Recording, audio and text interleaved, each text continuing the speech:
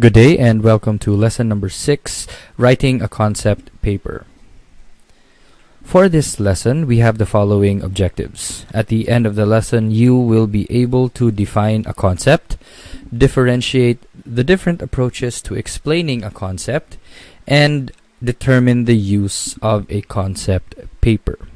Now, before we move on to the discussion of the actual lesson, just a brief overview. I will be dividing the discussion into two major parts. Part 1 is going to be the definition of the term concept and the types of concept explanations. And then I will proceed to part 2, which is going to discuss the concept paper, the different types of concept papers, and the format for the different kinds of concept papers as well. So let's begin. What are concepts? According to vocabulary.com, a concept is a general idea about a thing or a group of things derived from specific instances or occurrences. On another hand, Stanford Encyclopedia defines a concept as a building block of thoughts. And to give you a brief background as to the etymology of the word concept, it comes from the Latin term concipere, which means to conceive. Now, in order for us to explain a concept, there are essentially 3 ways on how this can be done. First is through the use of definition, second, through explication, and third, clarification. For definition, this is a method of concept explanation which has something to do with making abstract ideas clearer by providing the meaning of an abstract concept. Usually, this is done through the use of a dictionary. And we do it because we want to answer the question, what does a concept mean? So a definition is composed of 2 things. 1 is the term to be defined, and 2, the detailed exposition of the term using illustrations, examples, and descriptions. Okay? Now, under the general scope of a definition, there are 3 specific types. First is the informal definition, second is the formal definition, and lastly, you have the extended definition. For informal definition, all you have to do is fulfill the bare necessities. First is the term to be defined, and then the next part is the brief explanation or exposition of the term or a concept. As exemplified here, tocopherol or vitamin E is naturally found in vegetable oil, fish, and nuts. This is the informal definition.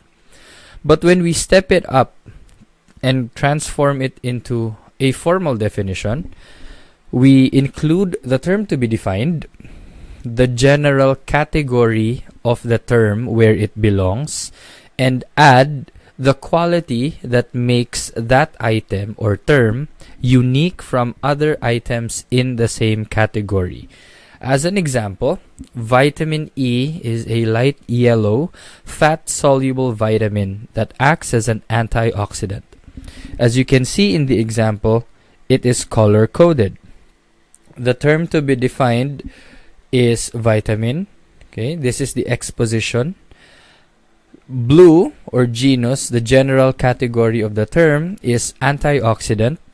And then the unique feature of the item is that vitamin E is the only one that is light yellow in color and is fat soluble.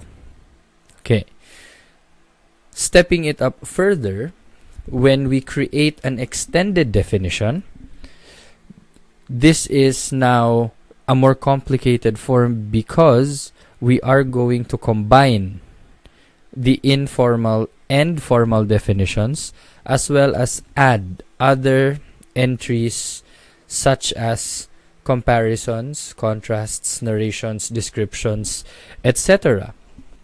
Now, to give you an example, here is a paragraph showing a sample of an extended definition. If you want to read through the entire material, you may pause this video now.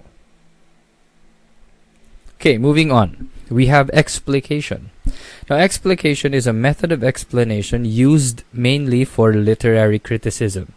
This is done by snipping certain lines, phrases, verses, or even the entire text itself, and then interpreting or explaining them in detail. You may remember in the last lesson where we discussed about literary approaches.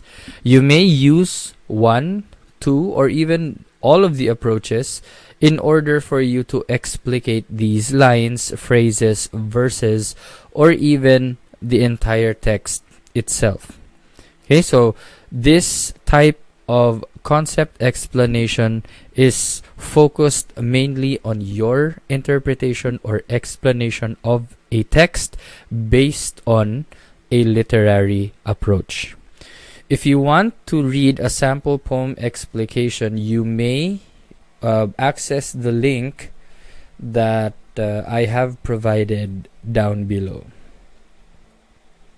Lastly, we have clarification. Okay, this entails the analysis of a concept by looking at the examples or breaking down an item into the examples and then specifying its characteristics in order for us to arrive to one working definition.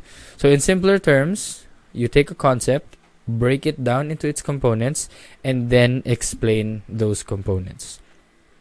This is done so we can have a general understanding of the concept as a whole. Okay, so that wraps up part 1. For part 2, we begin with the application of concept explanation, and this is done when we write concept papers. Okay, so a concept paper is usually an academic paper that is submitted prior to the submission of a project proposal or even a research proposal. It also provides an overview of the project or research, which then allows the stakeholders, your research teachers, or even the panelists to have a clear understanding of the foundations of a project or research that you wish to undertake. This is done for the purpose of funding in terms of the project or approval in terms of the research. So a concept paper typically answers the following questions. First, what is the project or research all about? Second, what are the reasons for conducting the said project or research? And third, how will the project or research be carried out? Now, these guidelines, these questions and concepts are provided by Sipasio and Barrett in 2016. But why do we use concept papers? Why do we write them in the first place? Well, aside from giving you an overview of a project or research, first, it specifically serves as the foundation to a full project proposal. Second, it also helps in determining the feasibility of a project before it is implemented. Third, it is used to pique the interest of potential funding agencies. And lastly, it is also used to gather important feedback regarding the presented ideas before preparing the full proposal. As an analogy, think of a concept paper as your movie trailer. It allows the audience to become hooked or interested in a movie by giving them a movie trailer. That way, they get an idea as to what the movie might be all about. But this is simply to pique the interest and to get an initial glimpse into the content of a project or research before it is proposed to your stakeholders or to your panel members. Okay, so when talking about concept papers, there are two major types. First is the concept paper written for a project, and the second is a concept paper written for a research. For the concept paper under project proposals, there are 5 major parts. We have the cover page, the introduction, the rationale or the background, the project description, and the project needs and cost. Now, if you want to read the specific contents of each part, you may pause this video. Okay, for the concept paper, however, for a research paper, there are more components. There are 7 major parts. First is the title page. Second is the background of the study.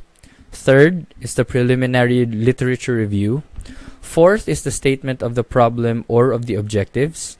5 is the abridged methodology. 6 is the timeline. And 7, you have your references.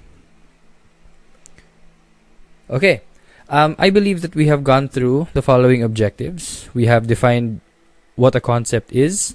We have differentiated the different approaches to explaining a concept, and we have determined the use of a concept papers as well as the different types of concept papers. And I believe that signals the end of our lesson for today. Again, this is Sir Dardar wishing everyone a great day ahead. Class dismissed.